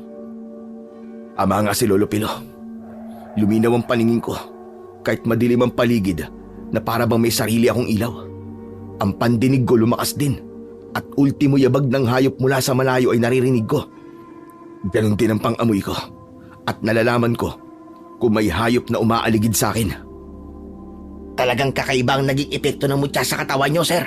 Nahirapan nga po ako sa inyo kanina na talunin kayo eh. Bago umalis si Lolo Pilo, sinabi niya sa akin na malalaman ko rin daw kapag nasa paligid natin ang mga binanginan. Dahil iinit daw ang mutyang nakabaon sa braso ko. Wala na po palang makakapigil sa atin. Oras na para umatake sa kanila. Pagsapit ng tamang oras, binaybay namin ang daan pabalik sa lugar kung saan namin iniwan ang mga kasama namin. Nagulat kami sa aming nadatnan. Kapitan, nawawala po ang katawan ng mga kasama natin ah. Sino kaya ang kumuha sa bangkay nila? Malakas ang kutob kong kinuha sila ng mga rebelde. Hinala ko, malapit lang dito ang kuta ni Commander Aguila. Maya-maya pa, ay bigla kong naramdaman ang pag-iinit ng braso ko. Max, sumanda ka. May mga binanginan sa paligid. Sir, ito na po yun. Pagkakataon na po natin para masubukan ang mga sandata natin. Tama ka. Pero mag-iingat ka pa rin ha. Agad na inihanda ni Max ang kanyang pana at itinutok yon sa unahan ng kanyang daan habang sukbit nito sa balikat ang pahabang basket na gawa sa ratan na naglalaman ng 100 piraso ng palaso. Ako naman ay mahigpit kong hinawakan ang punyal at maingat na umakbang pasulong. Ilang sandali pa, nakarinig kami ng huni ng kabayo ilang metro ang layo mula sa amin. Pagkatapos ay lumiwanag ang paligid dahil sa apoy na nanggagaling sa katawan ng mga binanginan. Max, maging alisto ka. Pinaliligiran nila tayo. Dahil doon, kung saan-saan itinutok ni Max ang kanyang sandata. Sa kanan at kaliwa, basta may kaluskos, doon siya nakaharap. Hindi nga nagtagal, may lumukso sa unahan ng aming daan. Nariyan na sila. Nakangisi na akala mo yung mga halimaw na gutom. Tumutulo rin na malapot nilang laway. Akala nila, matatakot tayo sa kanila. Hoy, mga binanginan! Ngayon kayo lumaban. Ngayon nyo kami atakihin. Magbabayad kayo sa ginawa nyo sa mga tauhan ko. Umatungal sila ng malakas, sabay taas ng unahan ng kanilang mga paa. Pagpatak nun sa lupa, agad silang bumuo ng bolang apoy gamit ang kanilang kamay. Sir, ibabato nila sa atin ang bolang apoy. Umilag tayo! Mabilis ang ginawa naming pag-iwas, sabay sugod sa kanilang kinaroroonan.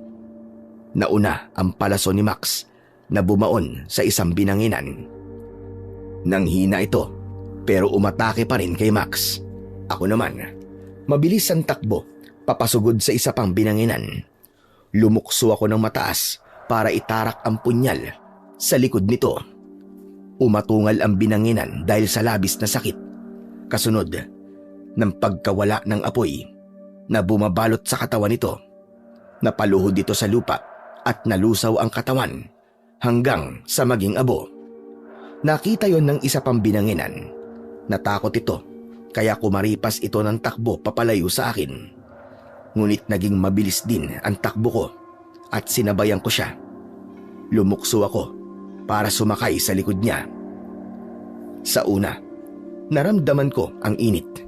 Ngunit saglit lang yon dahil naglaho ang apoy sa katawan nito. Sabay tarak ko ng punyal sa batok ng binanginan. Namnamin niyo ngayon ang sakit ng paghihiganti ko! Habang sakay ako ng binanginan, naramdaman kong may tumamang palaso sa mata nito. Pinana ito ni Max, kaya pasadsad itong bumagsak sa lupa. Sa isang iglap, nalusaw ang katawan ng binanginan at sumama ang abo nito sa hangin. Naramdaman ko naman ang paglapit sa akin ni Max. Akalain niyo po yun, sir. Kusang naagnas at nalusaw ang kanilang katawan dahil sa sandata niyo. Grabe, akala ko talaga katapusan na natin. Hindi pa rin biro ang lakas nila, sir. Ang mahalaga, nabawasan na natin ang kanilang puwersa. Simula pa lang to, Max. Dahil kailangan pa nating hanapin ang kuta ni Commander Aguila. Sandali yan, sir. Kukunin ko lang ang mga palaso para hindi ako maubusan ng bala. Sige, bilisan mo. Okay na, sir. Tara, umalis na tayo dito.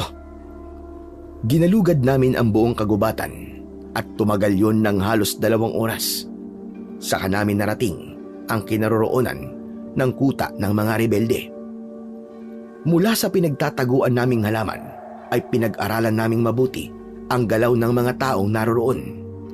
Tinalasan ko rin ang pandinig ko at narinig ko ang boses ni Commander Aguila. Sa kubong nakatayo sa gitna ng kuta, kausap niya si Colonel Sandoval. Simulan mo na magdasal, Colonel. Dahil ngayon ka na, sisistensyahan. Pero bago yun, nakikita mo ba mga dogtag na to? Pag-aari lang naman ito ng mga sundalong sumubok para i-rescue ka. Narinig kong nagsalita si Colonel Sandoval at pinagbantaan niya ang buhay ni Commander Aguila na gagawin ito ang lahat para maparusahan ang pinuno ng kilusan. Sir, ano pong status sa kuta nila? Ano pong naabot ng pandinig nyo? Sa gitna ng kuta, nandun si Colonel Sandoval. Positive. Buhay siya kaya lulusob tayo. Sir, teka sandali. Inilabas na mga tauhan ni Commander Aguila ang mga biyag. Saan kaya nila dadalhin na mga yun? Susundan natin sila. Tumayo kami sa pinagtataguan namin at umikot kami sa kuta ng mga ito. Magaan ang aming pagakbang. Tiyempo naman na meron 2 taong papalapit sa gawin namin. Dala nila ang matataas na kalibre na baril. Ang ginawa ni Max, mabilis niyang pinatamaan ng palaso ang leeg ng isang lalaki na agad na bumagsak sa lupa habang nagkikikisay ang katawan. Samantalang ang isa pa ay akmasa ng magpapaputok ng baril, pero agad akong nakalapit sa kanya at sinaksak ko ito sa leeg gamit ang punyal. Sabay naming hinila ang kanilang bangkay papunta sa makapal na halaman para itago. Sir, nawala na po sila. Sumunod ka sa akin. Doon ko naririnig ang yabag ng mga paa nila. Malalaki ang hakbang na sinundan namin ng ingay ng mga rebelde at napagtanto kong dinala ang mga biyag sa gitna ng kagubatan. Kuweba yun ah. Malamang na diyan nagtatago ang pinuno ng mga binanginan. Sir, may mga sibilyang dinala sa loob. Ano pong gagawin natin? Sandali kaming nag-isip ng paraan kung paano kami makakapasok sa loob ng kuweba nang hindi kami namamalayan ng kalaban. Ang ginawa ko, itinago ko ang punyal sa ilalim ng damit ko at isinuksok ko yun sa bewang ko. Kapitan, ano pong binabalak nyo? Papasok ako mag-isa sa loob at ikaw, lookout kita. May iwan ka rito. Teka sir, mapanganib pong naiisip niyong plano. Matagal ko nang ginagawa to, Max. Palagi kong ipinapain ang sarili ko sa mga kalaban. Ngayon pa ba ako kakabahan? May kakayahan akong mapaghilo man sugat ko. Kaya huwag kang mag-alala. Pero kasi sir, Maniwala ka sa akin, First Lieutenant Max Aguilar. Manatili ka rito. That's an order. Hindi na nakipagtalo pa sa akin si Max nang banggitin ko ang kanyang buong pangalan. Hudyat ko yun ng pagbibigay ng order bilang nakatataas sa kanya. Nang humanda ako sa pagpasok sa kuweba, pumwesto si Max sa ilalim ng makapal na halaman habang nakatutok sa lagusan ng kanyang pana. Agad kong pinilipit ang leeg ng dalawang lalaking naiwang nagbabantay sa labas ng pintuan ng kuweba. Itinapon ko sa malayo ang kanilang mga baril. Saka ko maingat na pumasok sa loob. Sumalubong sa akin ang mabahong singaw ng kuweba. Mula sa kinaroroonan ko, umieko ang boses ni Colonel Sandoval habang pinahihirapan ito. Dinig na dinig ko ang masayang boses ni Commander Aguila. Mahal kong binanginan, inaalay ko po ulit sa inyo ang aking mga biyag. Para sa karagdagan ng inyong kapangyarihan, higupin po ninyo ang kanilang enerhiya at lasapin ang sarap ng kanilang lamang loob. Yan ang gusto ko sa'yo, Aguila. Palagi mo akong binubusog sa sariwang dugo at laman ng tao. Kaya lang, naiinis ako sa'yo. Dahil hindi mo napipigilan ang madalas na pagbisita sa akin ng mga sundalo. Wala ka na ba talagang magagawang paraan para patahimikin sila? Ngunit, kailan po makakagawa niyan, mahal na Panginoon? Habang tumatagal, nagiging agresibo na po mga sundalo na pasukin ang inyong teritoryo. Hindi ako makakapayag. Kung ganun po, salakayin ninyo mga karatig na baryo at ako ang ilagay nyo sa posisyon para bigyan ng babala ang mga sundalo na kayo ang hari sa lugar na ito. Yan. Ganyan nga ang gusto ko sa mga alagad ko. Masama ang ugali at sakim. Panatilihin mo ang ganyang ugali at hindi magtatagal. Ikaw na ang magiging hari sa lupang ito at ako naman ang magiging Panginoon ninyong lahat. Hindi na ako nakatiis at nagpakita ko sa kanilang lahat. Nagulat sila sa paglitaw ko dahil nakikita nila ang liwanag mula sa braso ko. Makikinig pa sana ako sa inyo eh. Kaya lang, naaalibadbaran na ako sa mga pinag-uusapan ninyo. Anong ibig sabihin ito, Aguila? Sino ang taong yan? Panginoon, hindi ko napansin na may natira pala sa mga sundalong pinatay ninyo. Sabihin mo, palpak ka, Commander Aguila. Masyadong mahina ang puwersa ng mga taong nagbabantay sa labas. Kaya napatay ko sila nang walang kahirap-hirap. Hayop ka, Aguila. Inutil ka talaga. Hinayaan mo makapasok yan dito. Talagang inutil siya. Ang totoo, may plano siyang patayin ka. Binangin ang hangal. Anong sabi mo? Hangal ang tawag sa nilalang na kayang utuin ng alagad niya. Hindi totoo yan, Panginoon. Nagsisinungaling ho siya. Hindi ako nagsisinungaling, binanginan. Niloloko ka niya at kasabwat pa niya ako. Isa kang malaking traidor, Aguila. Panginoon, makinig kayo sa akin. Nagsisinungaling siya. Hindi ko magagawang pagtaksilang ka. Tanga lang ang maniniwala sa sinasabi mo, Commander Aguila. Tumigil ka! Tumigil ka! Halos lumukso ko sa tuwa dahil gumana ang taktika ko. Ang binanginan mismo ang papatay kay Commander Aguila. Isang malupit na ganti yun para sa akin. Binanginan, alam mo bang ang katawan ng mga alay niya para sa'yo ay pinainom niya ng lason? Para kapag kinain mo mga biyag na yan, mamamatay ka. Kaya mag-isip ka. Patayin mo na siya. Ano pang hinihintay mo? Mamaya unahan ka pa niyan.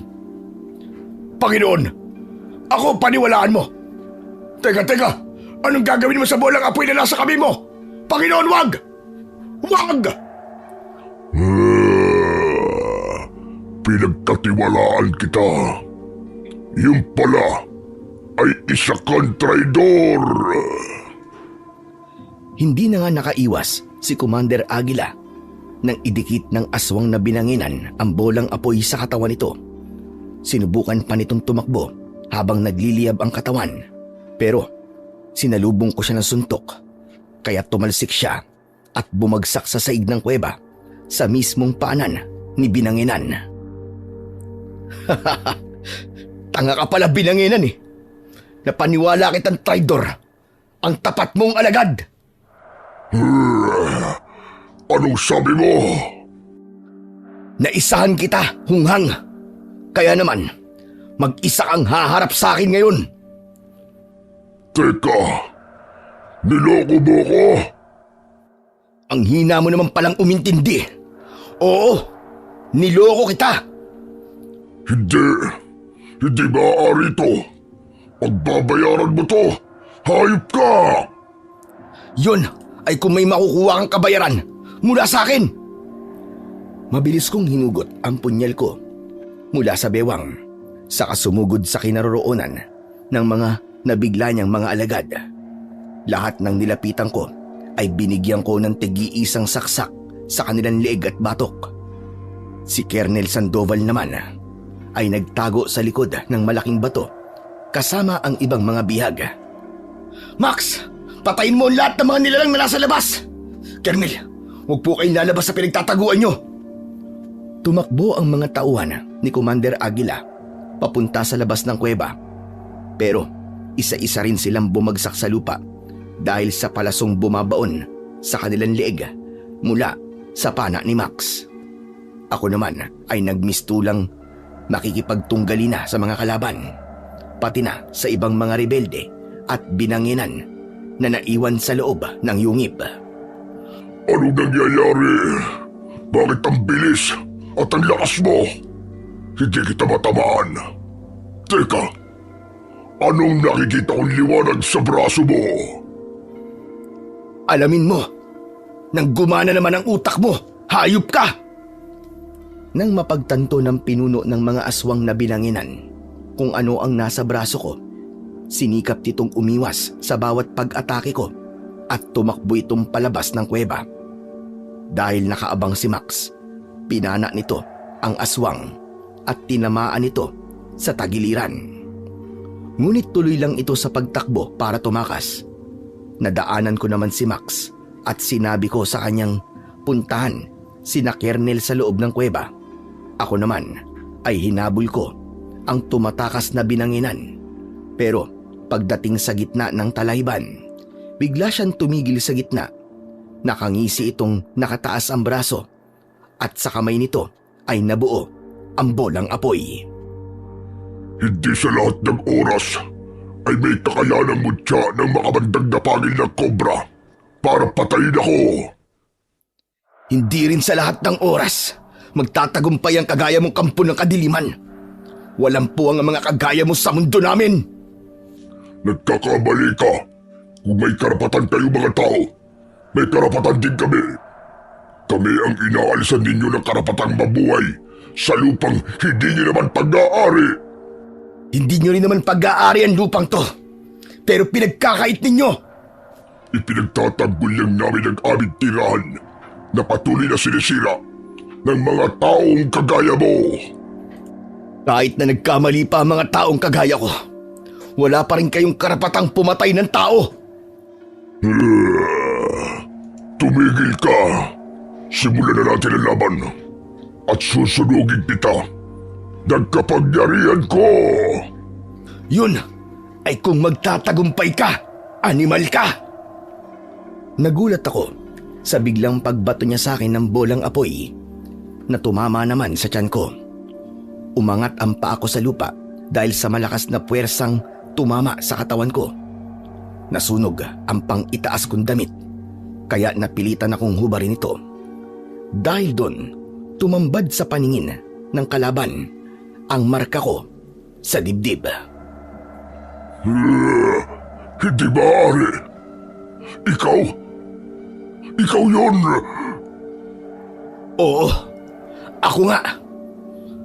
Ikaw ang nakasaad sa aming propesiya. Napapatay daw sa akin at uubos sa lahi namin. Ikaw na isang mahinang nilalang.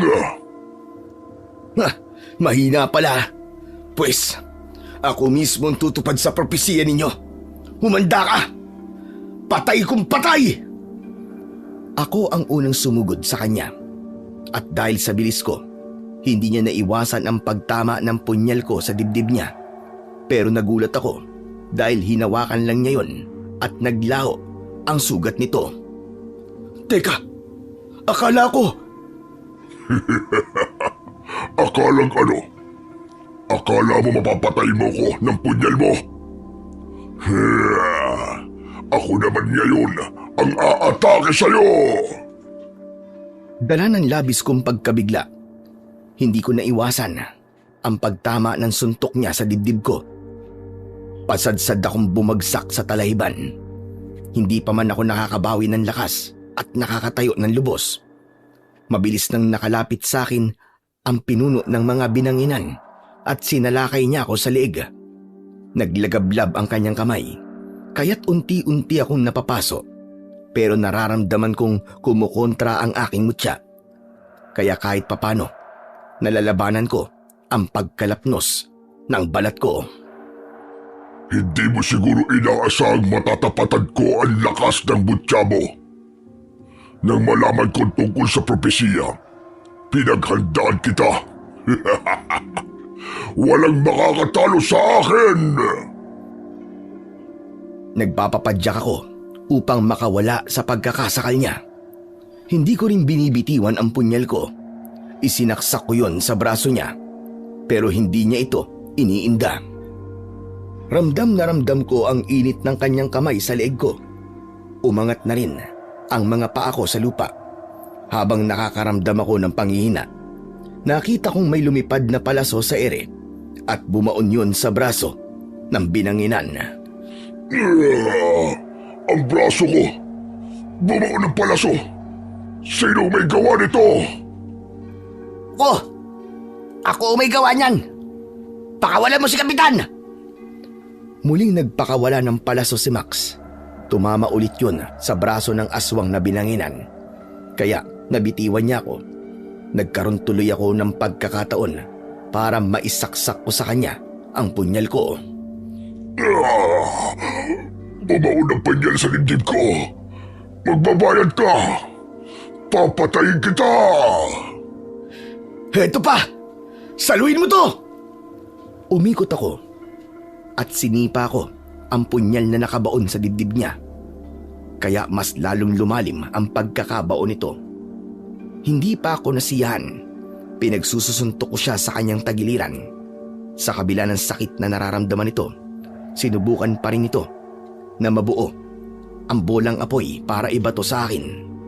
Ngunit naging maagap naman si Max. Pinana nito ang mata ng aswang na binanginan. Kaya naman, napasigaw ito ng malakas at pumatak ang bolang apoy sa mismong paanan niya. Ang mga mata ko! Napakasakit! Pagbabayaran niyo ito! Kapitan Elmo, hugutin mo ang punyal sa dibdib niya at itarak mo yan sa kanyang batok. Yun ang kahinaan ng pinuno ng mga binanginan.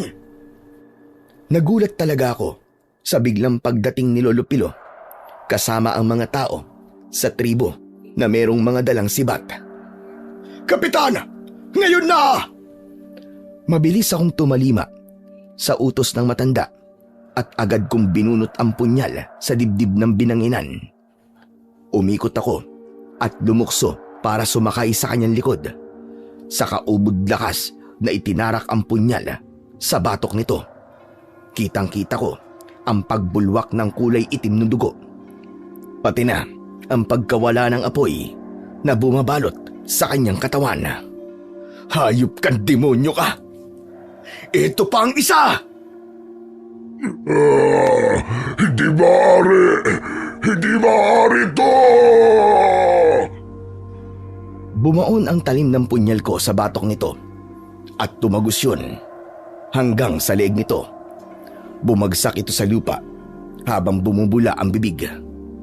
Maya-maya pa, unti-unting nalusaw ang kanyang balat at laman hanggang sa maging likido ito. Sa isang iglap, naging abo ang katawan ng pinuno ng mga aswang na binanginan. Dahil naman sa tuwa, lumapit sa tabi ko si Lolo Pilo at niyakap niya akong maigpit. Saka, nagpasalamat.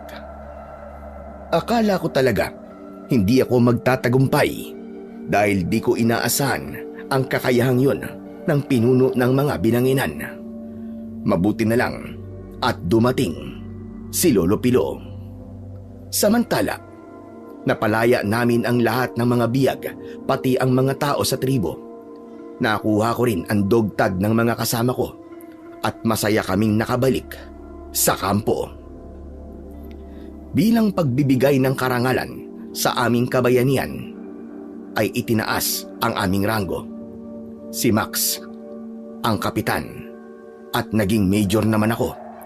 Si Lolo Pilo naman ay tahimik ng pinamumunuan ang kanyang tribo at bumalik sa dating katahimikan, ang bayan ng Aragon. Binabati kita, Major Elmo Garcia, sa matagumpay mong pagkakaligtas sa mga biyag. Teka, ano nga pala ang balak mo ngayon? Magbabakasyon muna ako, sir.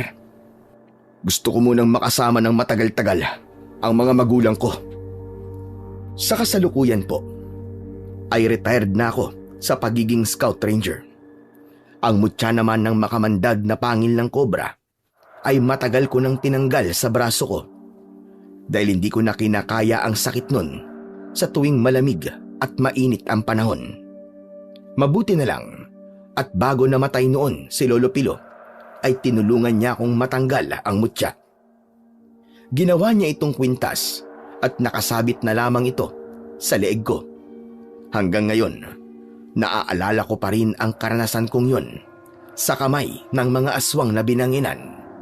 Pati na ang sinapit ng mga tauhan ko sa kamay nila. Lahat ng yun ay bahagi na lamang ng aking karanasan na hindi ko makakalimutan. Dahil sa awa naman ng Diyos ay tahimik na rin ang buhay ko. Hanggang dito na lamang po ang istorya ko, Sir Blair. Lubos na nagpapasalamat, Tatang Elmo. Sa kwentong ating napakinggan, pinatutunayan lamang na walang imposible sa mga bagay na nilikha ng Panginoong Diyos, maging sa mga nilalang na kanyang hinubog para sa mundong ito. Wala tayong anumang pag-aari na dapat ipagkait sapagkat ang lahat ng ito ay pansamantala lamang at mawawala rin pagdating ng ating huling hininga. Tulad ng sinapit ng mga aswang na binanginan, pumatay sila upang ipagtanggol ang kanilang sinasabing teritoryo. Naghari sa takot at karasan, ngunit sa bandang huli, naglaho silang walang nadala kahit isa man sa kanilang inipon o ipinaglaban. Ganon din naman sa ating mga tao. Anuman ang ating makamit sa mundong ito, ay hindi natin madadala sa kabilang buhay. Kaya't higit na mahalaga ang kabutihang ating iniiwan sa puso ng iba. Sapagkat nasusulat sa Mateo 16:26, sapagkat ang mapapakinabang ng tao kung makamtan man niya ang buong sanlibutan, ngunit mapapahamak naman ang kanyang kaluluwa. Isang paalala na ang tunay na yaman ay hindi nasusukat sa materyal na bagay, kundi sa kalinisan ng ating puso at sa ating pananampalataya sa Diyos na makapangyarihan na siyang lumikha ng langit at lupa. Kaya naman, panatilihin natin ang kabutihan, pagpapakumbaba at pagmamahal sa ating kapwa upang sa bandang huli ay wala tayong pagsisiyan at may kapayapaan ang ating kalooban. Pagpalain po sana tayong lahat ng Diyos na may kapal at naway mamuhay tayo ng may takot sa Diyos at may malasakit sa isa't isa, sapagkat yun ang kayamanang mananatili magpakailanman. Maraming salamat po sa walang sawang pakikinig at pagsuporta sa aking mga YouTube channel. Huwag niyo rin pong kalimutang mag-subscribe at i-hit ang notification bell para sa mas marami pang makapigil-hininga na kwentong aswang at katatakutan mula sa mundo ng kababalaghan. Hanggang sa muli po, pagpalain sana kayong lahat ng ating dakilang Diyos na siyang pinakamakapangyarihan sa lahat.